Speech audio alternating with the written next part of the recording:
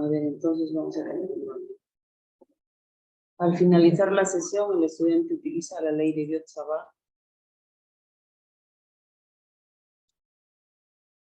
y Ampère para determinar el campo magnético, ¿no? Entonces vamos a ver fuerza magnética entre dos conductores paralelos, flujo magnético, ley de Biot-Savart, ley de Ampère, ejercicios y cierre. Vamos a ver lo que hemos trabajado en la clase anterior. Estuvimos viendo lo que es la fuerza magnética, el campo magnético. Recuerde que el campo magnético se genera cuando tenemos imanes, ¿no? Por ejemplo, acá tenemos dos imanes, polo norte, polo sur, y acá se genera un campo magnético, el cual se representa con estas líneas que salen del polo norte y llegan al polo sur, ¿no? Y luego vimos también cómo se representa la fuerza magnética que se genera, ¿no? Entonces tengo el campo magnético, una partícula, por ejemplo, que se mueve dentro de este campo magnético, y realiza un movimiento que puede estar, por ejemplo, en esta dirección, que es la que está representada aquí, ¿no? Entonces tengo la regla de la mano derecha, el pulgar me indica la fuerza, aquí el vector velocidad y el vector campo magnético.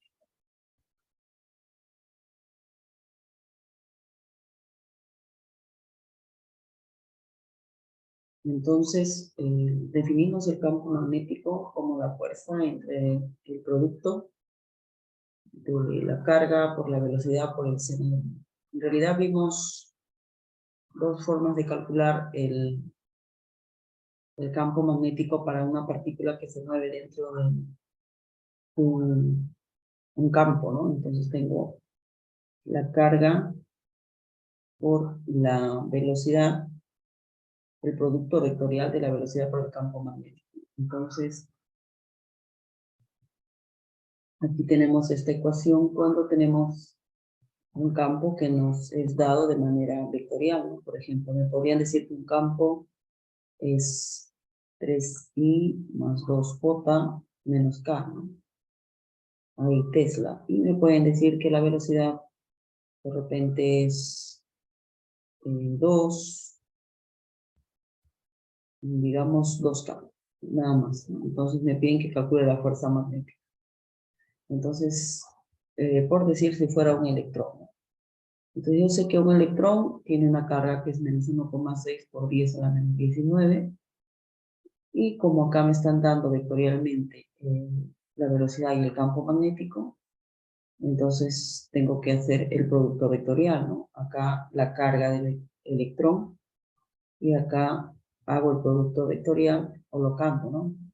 Y JK, y por acá la velocidad que es 0, 0, 2, y acá 3, 2, menos 1, por ejemplo, ¿no? Entonces aquí desarrollo este determinante y multiplico por la carga del electrón y lo que voy a tener es una fuerza, ¿no? Entonces aquí voy a tener como resultado una fuerza en la dirección, ¿no? Que me salga, ¿no? Bueno, acá, por ejemplo, yo he puesto un ejemplo cualquiera, ¿no? De repente acá es, a ver, si anulamos esta parte, sería 0 menos 4, ¿no? Menos 4i. En el medio voy a tener menos 6j y en los extremos 0k, ¿no? Y esto multiplicado por la carga del electrón, porque recuerdo que estamos hablando de una partícula que es un electrón. Yo estoy poniendo un ejemplo cualquiera, ¿no? En el examen podría venir algo así de repente. Entonces ahí tengo que aplicar esta fórmula. Pero si en el examen dice que se tiene de repente un campo magnético, acá podemos poner uno, por acá, que de repente se tiene un campo magnético de 3,5 Tesla, dice, ¿no? La magnitud del campo magnético en el cual está una partícula que es el electrón, es 3,5 Tesla, y se mueve con una velocidad de 5 metros por segundo de repente, ¿no? Acá nos faltó la unidad, ¿no? Entonces se mueve con una velocidad, ¿no? En un campo magnético que con la velocidad forma un ángulo de 30 grados. Pregunta, ¿cuál es la fuerza, no? Ahí no puedo aplicar esto, ¿no? Porque esto es cuando yo tengo el campo magnético de manera vectorial y la velocidad de manera vectorial. Entonces aquí lo que puedo hacer es decir que la fuerza, la magnitud de la fuerza, ¿no? Ya no hablamos de un vector, sino hablamos de la magnitud de la fuerza. Y decimos que es la carga por la velocidad por el campo por el seno del ángulo, ¿no? Entonces, reemplazo. Y digo que la fuerza es la carga del electrón por 5, por 3,5, que es campo magnético, por seno de 30, y ahí voy a tener un valor para la fuerza magnética, ¿no? En función de la carga del electrón. Miren, entonces ahí tengo otro ejemplo, ¿no? Que es el número 2. De cómo se aplica esto, ¿no? Lo que quiero que quede claro es cómo debemos aplicar esta ecuación, ¿no? Y más aún podría ser que la partícula esté dentro de un campo magnético moviéndose de manera perpendicular al campo, ¿no? Entonces ahí ya digo que el seno del ángulo debe ser un ángulo de 90 grados.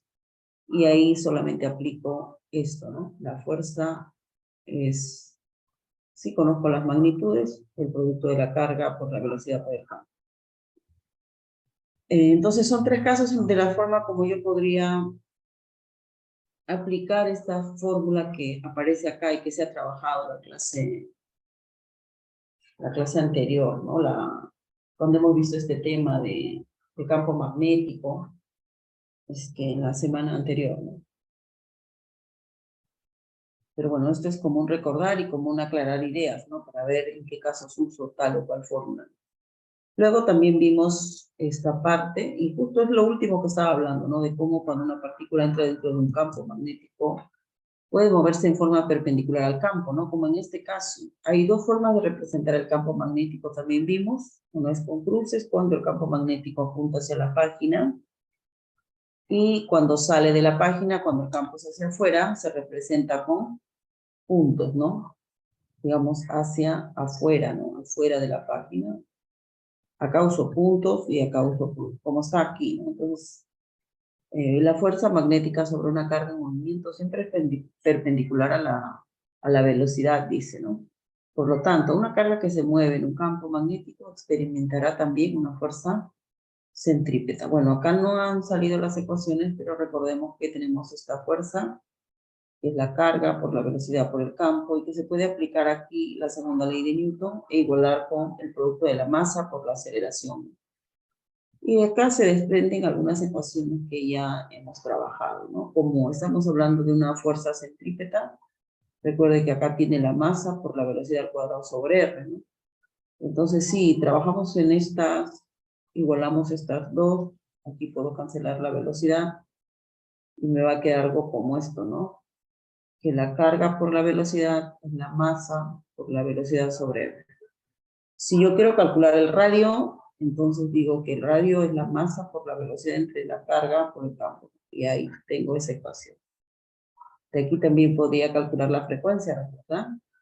Hay una ecuación que dice omega por R es la velocidad, ¿no? Entonces, si yo a esta ecuación la divido entre R, voy a tener acá 1, masa, B sobre R, y acá el producto de la carga por el campo, ¿no? Pero estamos viendo que B sobre R es omega, se va a quedar masa por la frecuencia entre la carga por el campo magnético, y acá puedo determinar lo que es la frecuencia, que es la carga por el campo entre la masa. Ahí tengo otra ecuación que vimos también la semana anterior.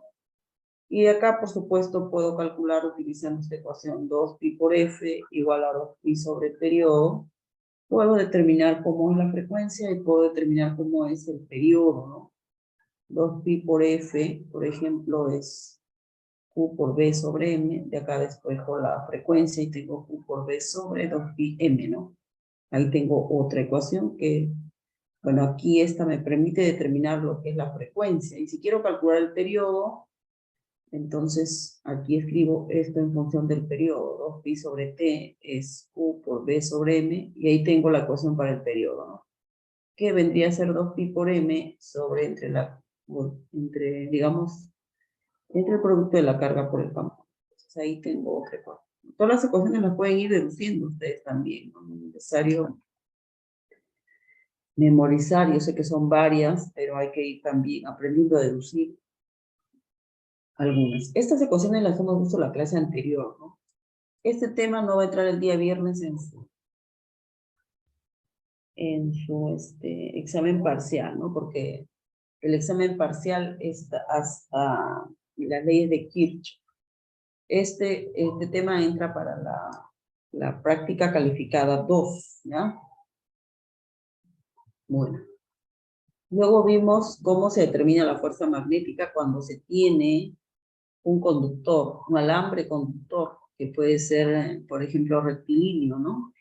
Ahí utilizo esta expresión, que es I por el producto vectorial del vector longitud por el vector campo, ¿no? Entonces, esto simplemente es la magnitud de la longitud, pero yo le puedo añadir una dirección y ya tengo un vector, ¿no? Y si esto está dentro de un campo magnético, vamos a suponer un campo magnético perpendicular,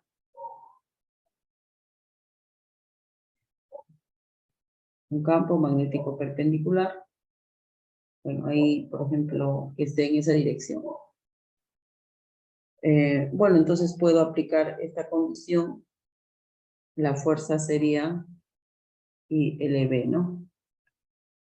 Ahora, si tengo vectorialmente, bueno, aplico ahí y calculo mi determinante. Si no tengo vectorialmente, bueno, hice las magnitudes y son el campo, digamos, el alambre está de manera perpendicular al campo magnético.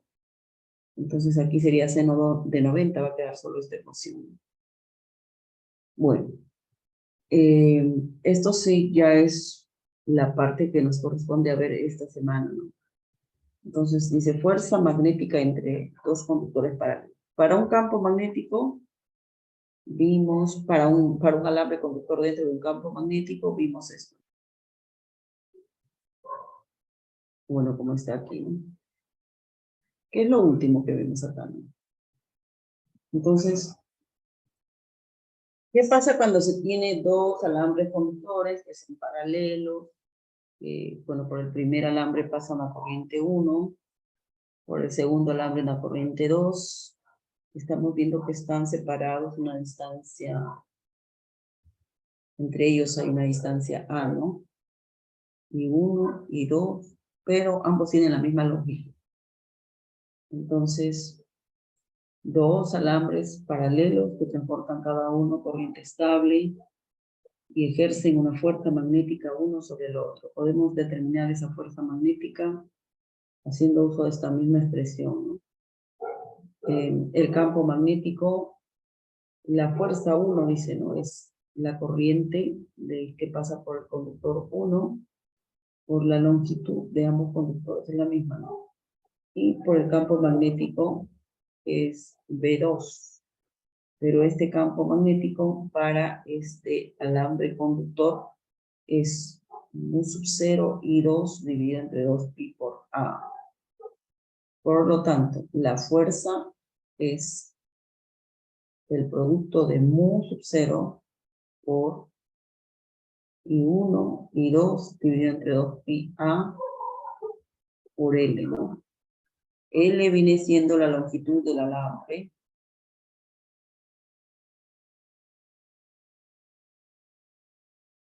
Bueno, I1 y 2 corrientes.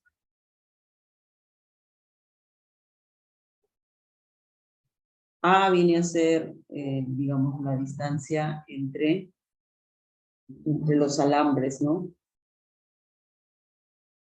Entre los conductores.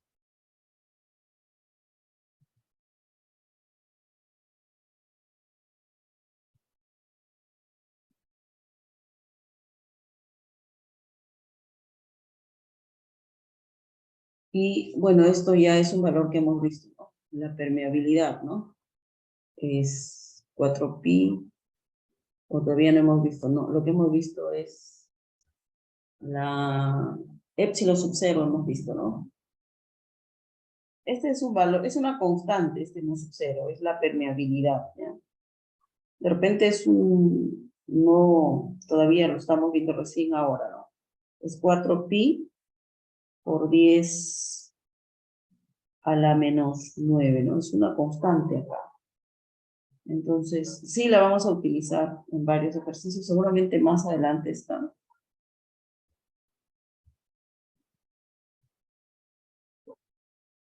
No parece, ¿no? Bueno, pero sí lo vamos a tener que utilizar, ¿no? 4pi por 10 a la menos. Acá lo voy a escribir. O en todo caso estará acá el último. A ver, vamos a ver.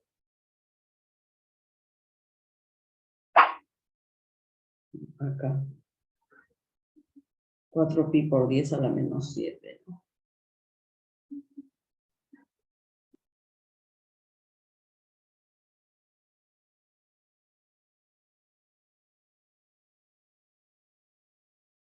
Es la permeabilidad.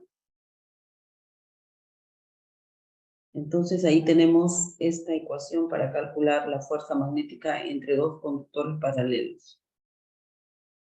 Ahora vamos a continuar viendo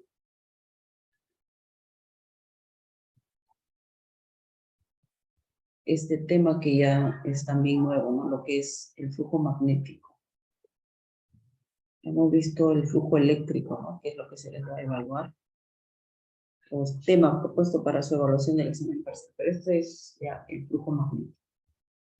El flujo magnético, ¿cómo se calcula? Y dice, y la ley de Gauss del magnetismo. El flujo magnético es la medida del campo magnético total que pasa a través del área dada, ¿no? Es esta área que tengo acá, y por acá vemos el campo, ¿no? Entonces la medida del campo magnético total que pasa a través del área dada. Entonces aquí tengo un área, el campo magnético representado con estos vectores de color celeste, ¿no? Y luego vemos también aquí esta región que se toma como un diferencial de A, y el vector perpendicular a esta región, diferencial de A, también, ¿no? Y el campo magnético, sus dos componentes, ¿no? La componente perpendicular y la componente paralela a este vector área, ¿no? Entonces dice, el flujo magnético diferencial de phi a través del elemento de área. Divide cualquier superficie en elementos de área normal a la superficie. Determine el campo perpendicular componente del campo normal a la superficie, que es este, ¿no? Esta es la componente del campo normal a la superficie, que es B por coseno de phi, ¿no? Y entonces el dibujo es la integral de B diferencial de área. Esta es ya la ley de Gauss, ¿no?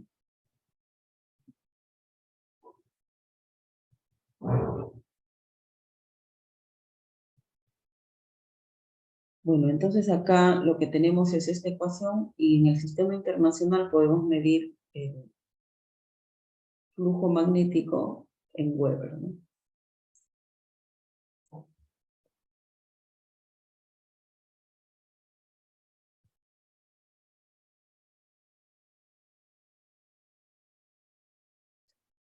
Ya.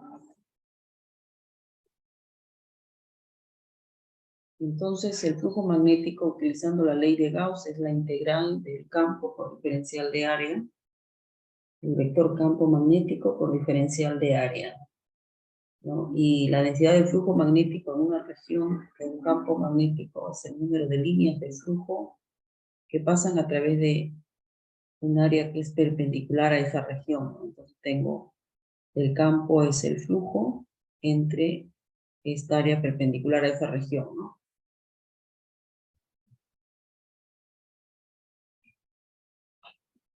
Luego dice, cuando aplicamos la ley de Gauss obtenemos el flujo a través de una superficie cerrada Entonces recordemos que la ley de Gauss establece que el flujo eléctrico a través de una superficie cerrada es proporcional a la carga eléctrica, ¿no? Cuando hablamos del flujo eléctrico, es Q sobre epsilon, ¿no? ¿Recuerdan? Entonces, en este caso, el flujo eléctrico es proporcional a la carga eléctrica, ¿no? Pero en este caso, en el magnetismo no hay monopolos magnéticos. Acá en el campo eléctrico tenemos dos tipos de carga, ¿no? Una carga positiva, una carga negativa, y se puede aislar, ¿no? Pero en el campo magnético tenemos un imán que tiene polo norte, polo sur. Si yo divido esto en dos imanes pequeños, siempre voy a tener acá norte-sur y acá otro norte-sur. Entonces no hay monopolos magnéticos. Y por tanto, cuando se aplica la ley de Gauss, se dice que el flujo magnético es la integral de B diferencial de área es igual a 0. Entonces el flujo magnético a través de una superficie que es una superficie cerrada, siempre va a ser 0. La cantidad de líneas de campo magnético que entra a una superficie es igual a la cantidad de líneas que sale de la superficie. Tal como se muestra aquí, ¿no? Bueno, ahora vamos a ver este ejercicio. Tenemos estos datos, ¿no? Una espira rectangular de 12 centímetros de ancho y 20 centímetros de largo, ¿no? Lo que podríamos hacer primero es calcular el área, pero para calcular el área lo que necesitamos es hacer la conversión, ¿no? Sería en todo caso 0,12 por 0,20, ¿no? Porque recuerde que tenemos que trabajar en metros, ¿no? Acá tenemos un ángulo de 30 grados. Respecto al flujo magnético, si la densidad del flujo es 0,30 Tesla, y se calcula el flujo magnético, ¿no? Para calcular el flujo magnético, entonces podemos utilizar esta ecuación. El flujo entre el área perpendicular, ¿no?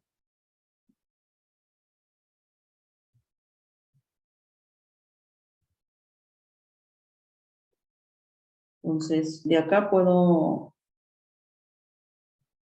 trabajar el flujo.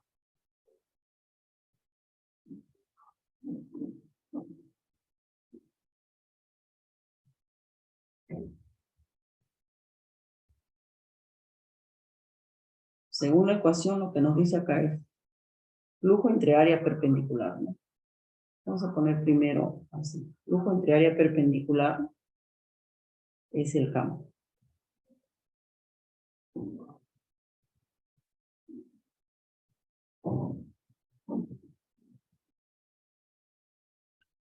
Ya.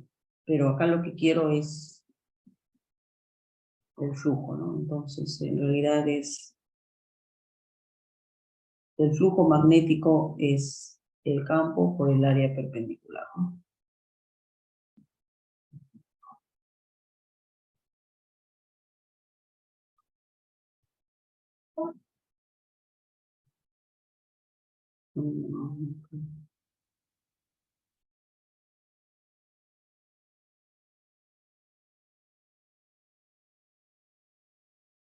Entonces sería, a ver, el área perpendicular. Acá tenemos los dos imanes, polo norte, polo sur, el campo saliendo, las líneas de campo magnético salen del polo norte, ingresan al polo sur, y estamos viendo esta área, ¿no? Está una espira rectangular de 12 centímetros de ancho y 20 centímetros de largo, forma un ángulo de 30 grados respecto al flujo magnético, ¿no? Y la densidad del flujo es 0,3, calcula el flujo magnético que penetra la espira. Entonces estamos viendo que debes trabajar con el área perpendicular. El área perpendicular está representado acá, ¿no? Es A por el seno del ángulo.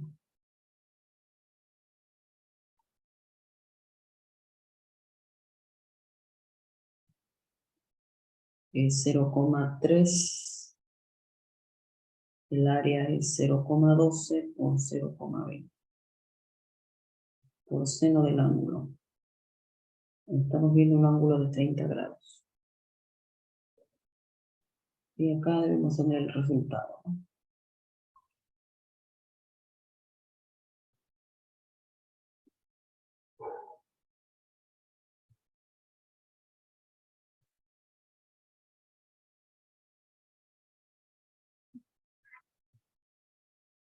Ahí tenemos, entonces, el flujo magnético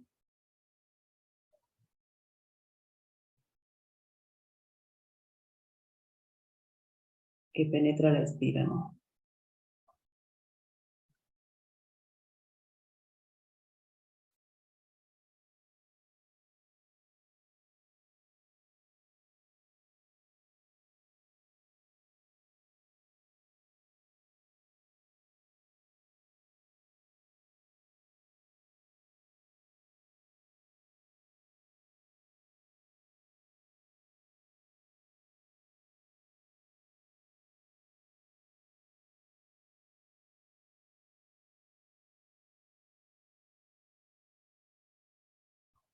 Entonces ya nos ha hecho una explicación bastante breve de cómo es la ley de Biot-Savart. Entonces utilizamos la ley de Biot-Savart para determinar el campo magnético, por ejemplo, a través de este alambre conductor, ¿no? Tenemos un alambre conductor como un elemento de este alambre conductor. Queremos calcular el campo magnético en un punto P, cualquiera de las referencias, pero aquí este punto estamos viendo un campo magnético que es saliendo de la hoja, representado con este punto. Y aquí hay un vector unitario R, que indica que voy a calcular el campo en esta dirección. La distancia entre ese elemento de longitud y el punto P, que es donde quiero calcular el campo, este vector R, ¿no? Está representado con un vector R, ¿no? La distancia sería el módulo de este vector. Entonces tenemos una corriente que pasa por este conductor en esta dirección. Y también vemos el ángulo entre el diferencial de M y R, que es este vector θ, ¿no? Entonces, el diferencial del campo magnético es 0 sobre 4 pi por la corriente por el producto vectorial, ¿no? Del diferencial de longitud del diferencial de longitud por el vector, este vector unitario R entre R cuadrado, ¿no? Que viene a ser la magnitud de este vector R cuadrado. Y ahí también hemos visto que esta parte, este cero que veíamos al inicio, que es una constante, viene a ser la permeabilidad magnética, ¿no? Entonces viene a darnos una idea de la facilidad con la que se puede propagar el campo magnético en un medio, ¿no? Tenemos un cero, permeabilidad del espacio libre, 4 pi por 10 a la 7, corriente, R la distancia del elemento hasta el punto P, vector de desplazamiento, ¿no? Que es este vector, y bueno, el vector unitario que calcula de la razón del vector y el módulo. Entonces aquí podemos también aplicar esta condición, ¿no? Hay una para el producto vectorial que es C es igual a A por B, y la magnitud es AB por seno del ángulo, ¿no? Y eso es justamente lo que me estaba explicando, ¿no?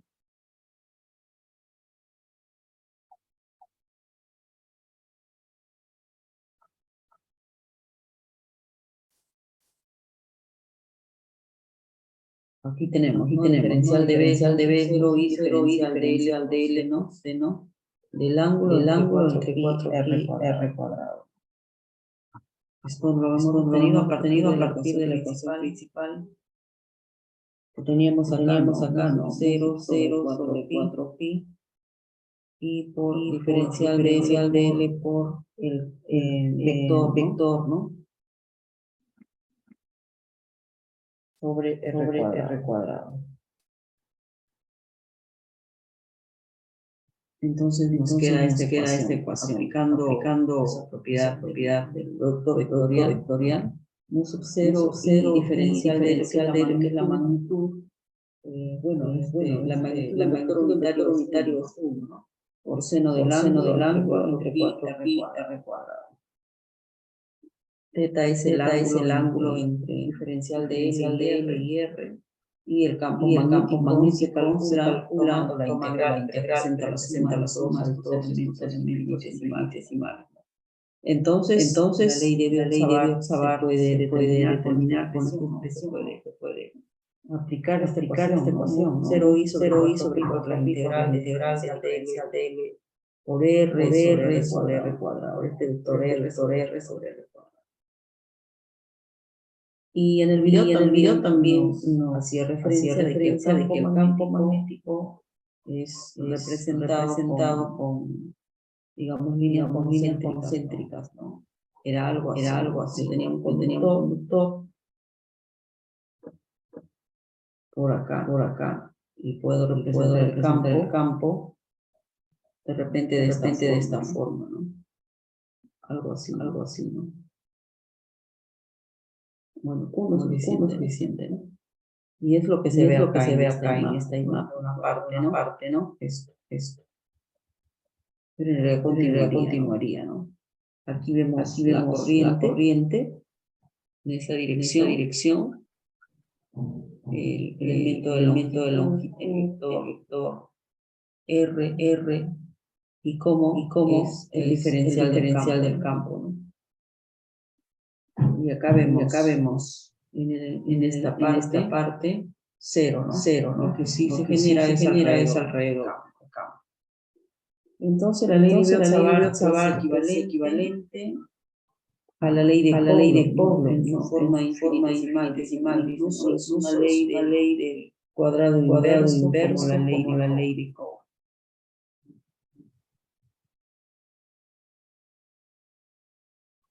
Y acá podemos aplicar la ley de Biot-Savart para calcular el campo magnético en un alambre conductor. Un alambre como este, diferencial de L. Acá quiero calcular el campo magnético P, ¿no? Y vemos un campo entrando hacia la página representado cruces.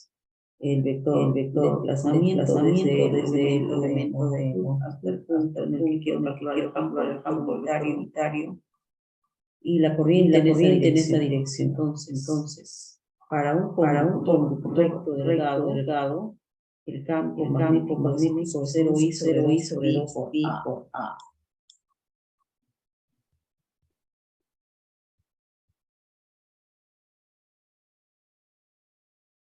¿Ya? En el caso que sea una espira circular, como esta, ¿no? Si es una espira, aquí vemos cómo se representa la corriente, ¿no? Tomamos el sistema de coordenadas X y Z, tomamos elemento de aquí. Quiero calcular el campo magnético en este P. Entonces aquí está representado el desplazamiento de R, el vector unitario. Hay una distancia desde el centro de la espira hasta P, que es X, hasta el punto P, en el cual quiero calcular el campo, y la distancia del centro de la espira hasta el elemento A, y el módulo, la magnitud acá sería, ¿no? A cuadrado más X cuadrado, raíz, ¿no? Entonces aquí tengo, ¿no? El campo magnético en este punto, aquí está representado la componente en X y la componente en Y. Entonces para una espira circular, el campo magnético es 1 sub 0i a cuadrado dividido entre 2 a cuadrado más x cuadrado elevando al exponente 3 medios, ¿no? Esa es la razón ahí, ¿no?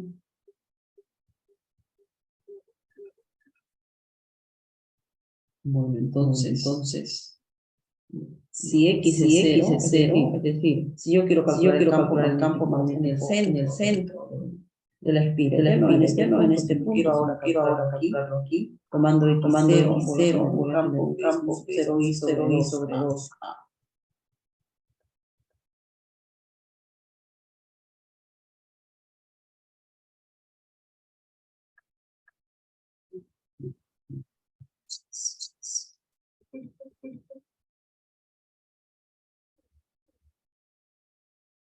A ver, vamos a resolver este ejercicio. La figura muestra un alambre de cobre, ¿no? Que conduce una corriente de 120 amperes hacia el tanque galvanizado. Acá está, ¿no?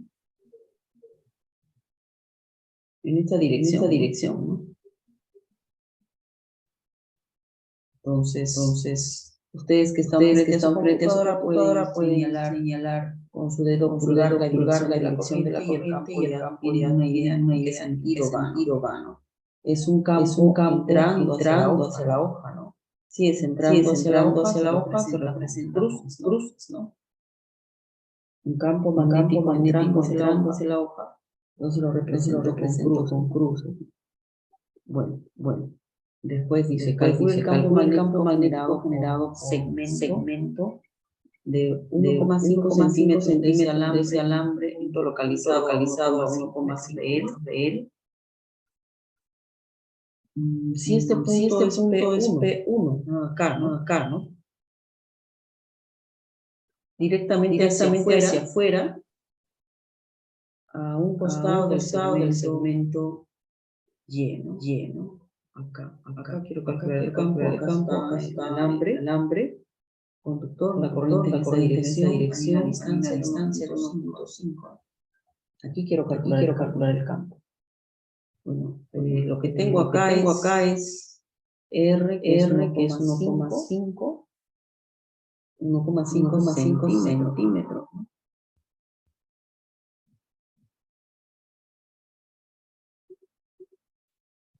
1,5 centímetros es el segmento del alambre, ¿no? Y el punto es 1,5 metros. O sea, este 1,5 acá, esto es como R, ¿no? Y esto es como mi diferencial de L, porque acá estoy tomando una parte del alambre, ¿no? Esto es como un diferencial de L de 1,5 y R viene a ser 1,5. Recuerden que la distancia del elemento toma el elemento de longitud hasta el punto donde quiero calcular el campo. ¿Y qué dice la ley de Biot-Savart, ¿no? El campo es 1 sub 0 sobre 4 pi, ¿no? Por y diferencial de L seno del ángulo sobre R cuadrado. Entonces vamos viendo cómo sería el primer punto.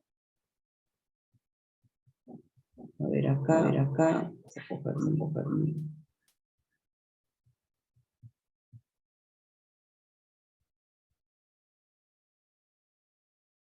sería así, ¿no? 0 sobre 4 pi.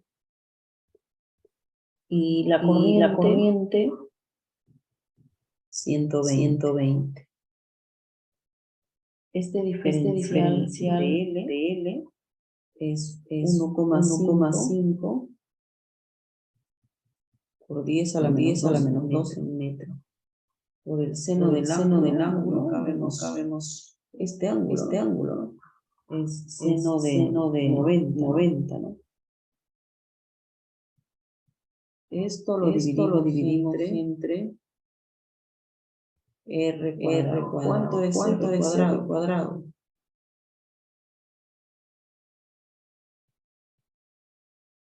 R cuadrado es la distancia desde el elemento de longitud hasta el punto en el cual quiero calcular el campo. Es decir, aquí es 1,5 al cuadrado.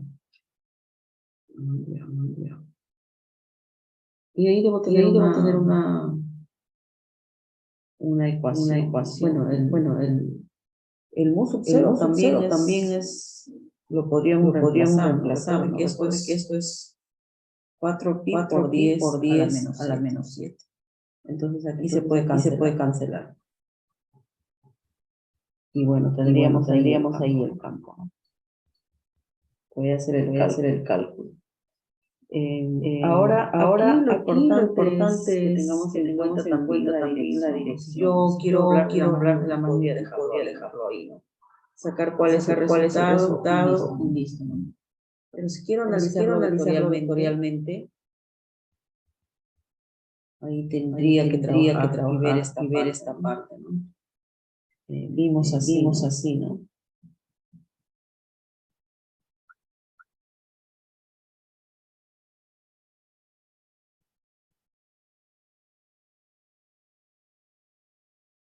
Diferencial de L por R sobre R cuadrado. Así, vimos esta ecuación. Entonces, lo que yo tendría que analizar acá para saber la dirección, tendría que ser sobre esto.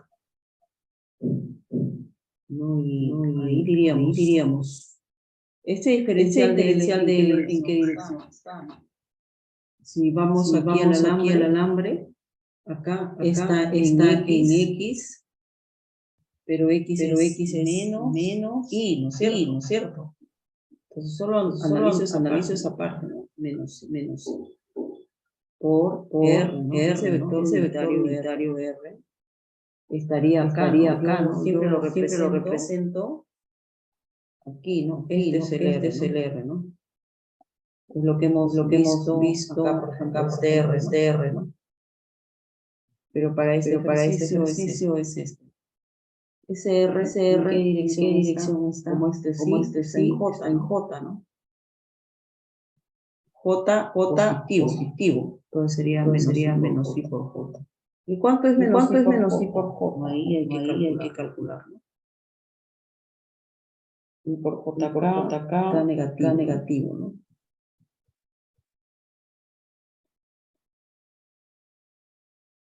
Sería la dirección, ¿no?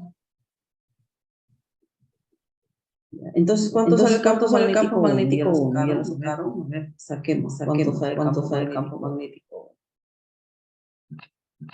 1? Ahora ese es para el punto 1, ¿no? Dice en el punto P sub 2 sobre la línea a 35 grados respecto del segmento. Ahí lo mismo, ¿no? Aplicar esta misma condición. El mu sub 0 es 4pi por 10 a la menos 7. Entre 4pi, la corriente sigue siendo 120. Pero acá ese diferencial de L también es 1,5 por 10 a la menos 2. Y acá lo que cambia es el seno del ángulo,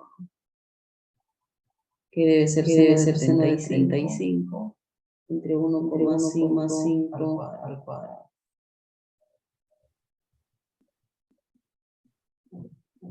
Y tenemos el campo 2.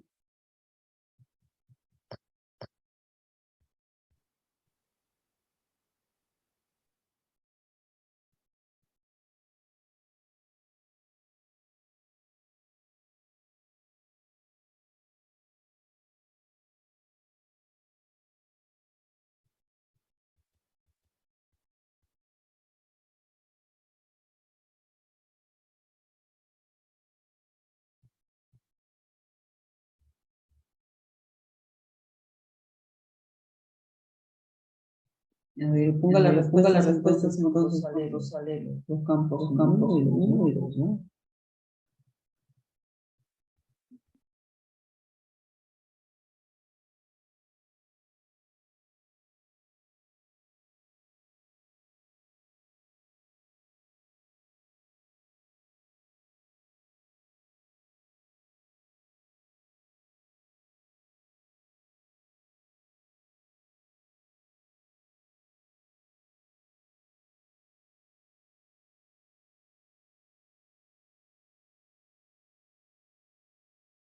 A ver, entonces ya estamos terminando con este ejercicio. Vamos al siguiente, ¿no?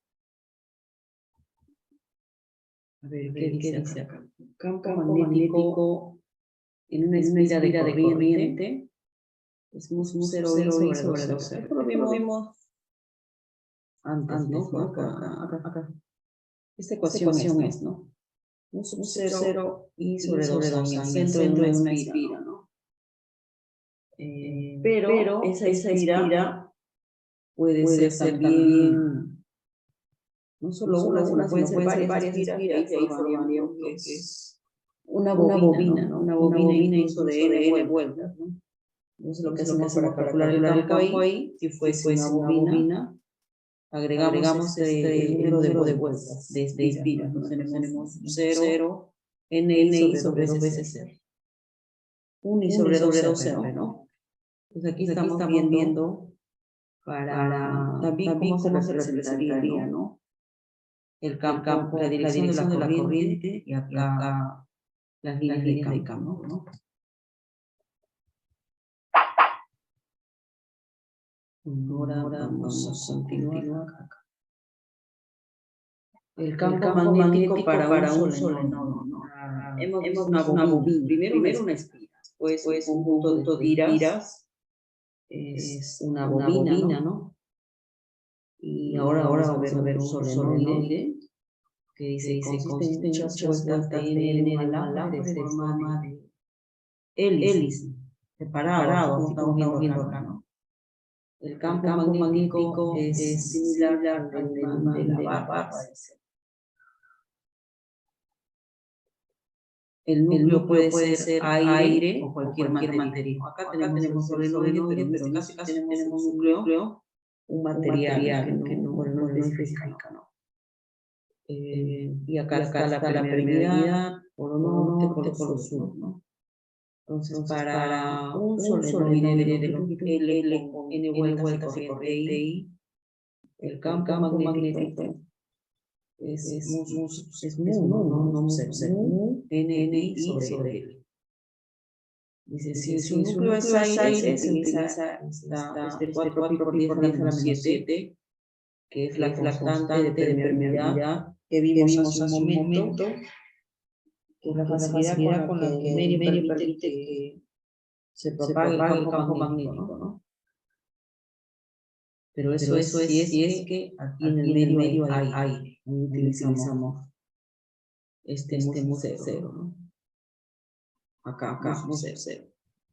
Pero si hay otro material, hay que tener en cuenta, ¿no? Ahí cambiaría, ¿no? Entonces ahí sería la permeabilidad relativa para ese medio, calculando mu entre mu cero. Entonces, esta permeabilidad relativa es mu cero, y tendría que saber esa permeabilidad que puede generar ese tipo de material, ¿no? Algo como esto, ¿no? Tengo un solenoide de 20 centímetros de longitud. Acá 100 vueltas, ¿no? Acá está en forma de helicoidal, 100 vueltas. Porta una corriente, como especifica acá, de 4 amperios, y la permeabilidad relativa al núcleo es de 12.000. La pregunta es, ¿cuál es la inducción magnética de la bobina? Entonces acá estamos viendo dos ecuaciones, ¿no? Esta, que es mu cero, la permeabilidad relativa mu sobre mu cero.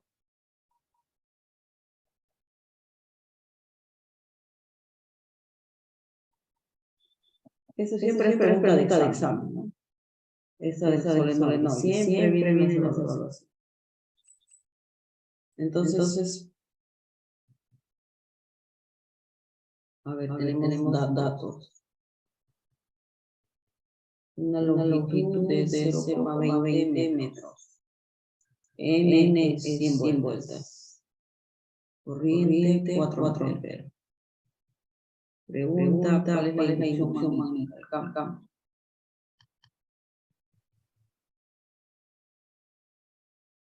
Campo magnético es este, ¿no? Que estamos viendo acá. esta ecuación. Un i sobre la longitud. No. Entonces, solo que acá tenemos la permeabilidad relativa, dice. Esa permeabilidad relativa es de 12.000, ¿no? Y también vimos que este mu es la permeabilidad relativa multiplicada por el mu cero. Eso quiere decir que esto sería 12.000 según tenemos acá, ¿no?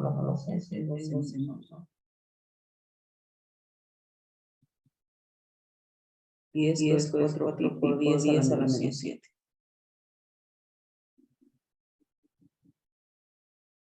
Entonces, este resultado hay que utilizar acá, ¿no? El campo viene a ser este producto que es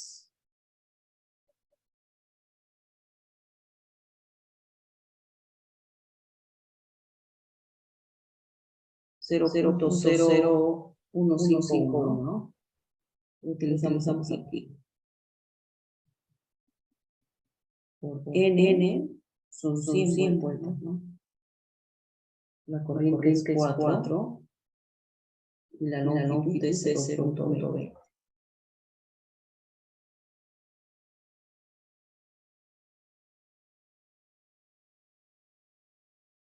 Y tenemos campo.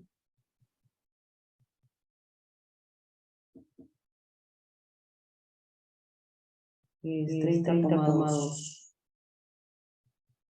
Tesla, ¿no? 30,2 Tesla.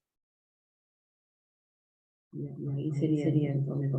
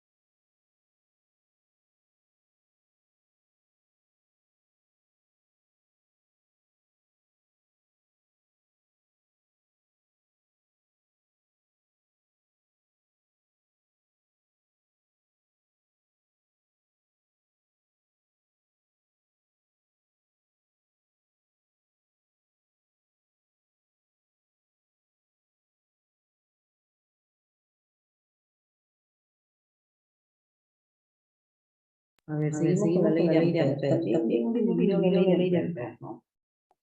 Pero como es bastante información, a ver, vamos a recordar, ¿no? Dice la integral en torno a una trayectoria cerrada, ¿no? Del componente del campo magnético tangente a la dirección de la trayectoria es igual a mu sub 0 por el área encerrada.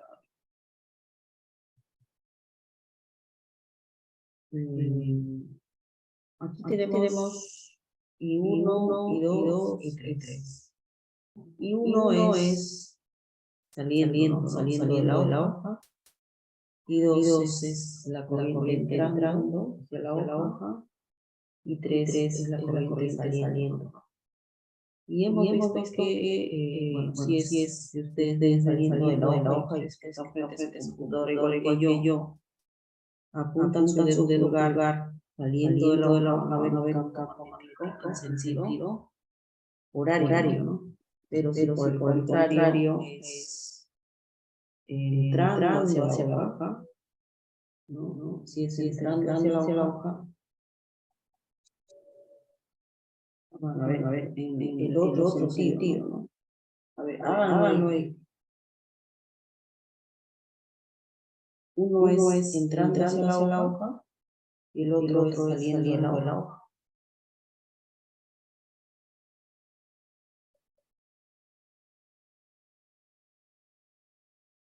Entonces, saliendo de la hoja es en sentido antihorario, y entrando hacia la hoja es en sentido horario. Así es, ¿no?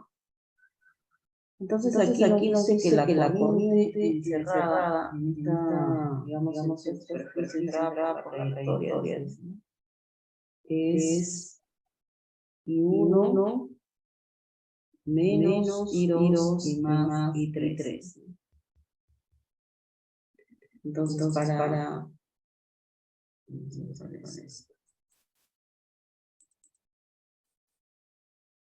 para obtener la corriente encerrada hay que tener en cuenta la dirección de la corriente. Entonces la dirección de las corrientes en relación con la dirección de la integral de recorrido. Tendremos algo como esto, ¿no? Aplicamos la ley de Ampere como la integral de punto diferencial de S igual a mu 0i, que es una integral de línea que determinada por toda esta trayectoria, ¿no? Entonces el campo, en este caso la corriente del campo magnético a lo largo de la trayectoria puede verse aquí, ¿no? Esta es la trayectoria y acá está representado, ¿no?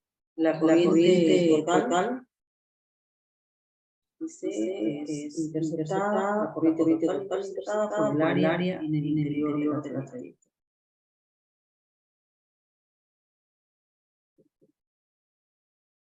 Entonces cuando tengo un alambre conductor como este, vimos que el campo magnético se representa de forma helicoidal, pero parece solo una espiral. Consideremos un campo magnético generado por un conductor largo y recto, que es este, que transporta una corriente I en esta dirección, ¿no? Tenemos el recorrido circunferencial radio R con centro en el alambre conductor. Entonces aplicamos la ley de Ampere, que es esta integral de línea cerrada a la superficie B punto diferencial de L igual a 0i, y vamos a tener que esto es igual al campo por pi R, ¿no? Este es 0i, entonces el campo magnético es un sub 0 i sobre 2 pi R. Bastante sencillo para aplicar la ley de Ampere y determinar el campo magnético, ¿no? Con Biot-Savart es un procedimiento más engorroso, pero también se llega al mismo procedimiento, ¿no? Al mismo resultado. Yo no lo he calculado, pero por acá está la ley de Biot-Savart, está el resultado directamente, no está demostrado, ¿no? Bastante información, entonces solamente lo hemos mencionado, ¿no? Utilizando la ley de Biot-Savart. Pero acá con la ley de Ampere se demuestra, ¿no? Que es mu sub 0i sobre 2 pi R. Aquí es importante ver el diferencial de L en este punto, se toma el diferencial de L, la dirección del campo magnético. Entonces, para toda esta trayectoria cerrada, 2 pi R. Campo por 2 pi R, ¿no?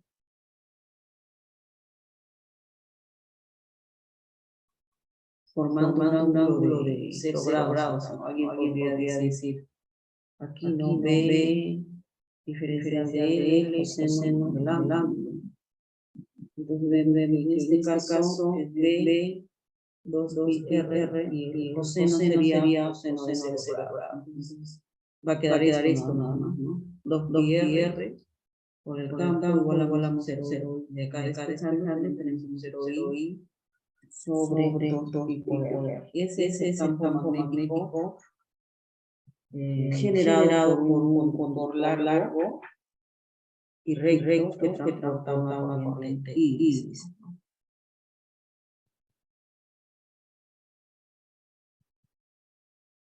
Bueno, entonces ahí tenemos la ley de Ampère. Porque ya estamos casi terminando porque acá tenemos un ejercicio. Un alambre de niobio superconductor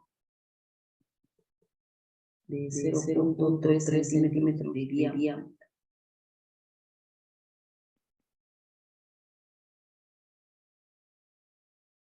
Entonces el radio es 0,15, ¿no?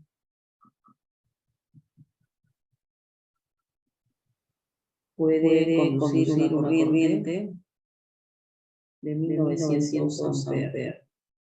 ¿Cuál es la intensidad del campo justamente fuera del alambre cuando conduce esta corriente? Entonces aquí podemos utilizar la ley de Ampère, que es la que tenemos acá, ¿no?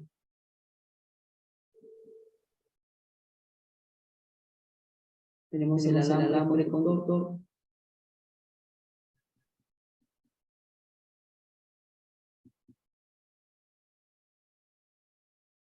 El campo acá, ¿no? Siempre se genera un campo así, ¿no? Por acá puede representar la dirección de la corriente. Un campo magnético generado acá de repente.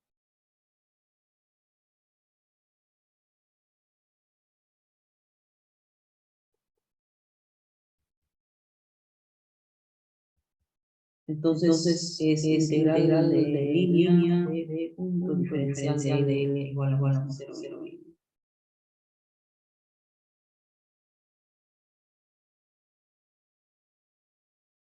Entonces D 2pi por R igual a 0.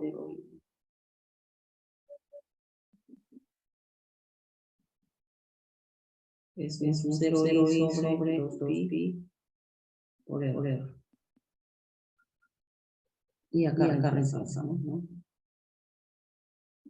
Tenemos una corriente, no es una constante, 4pi por 10 a la menos 7 es la permeabilidad. Tenemos una corriente de 1900 entre 2pi por R 0,15 por 10 a la menos 2. Y ahí deberíamos tener el campo de cálculo.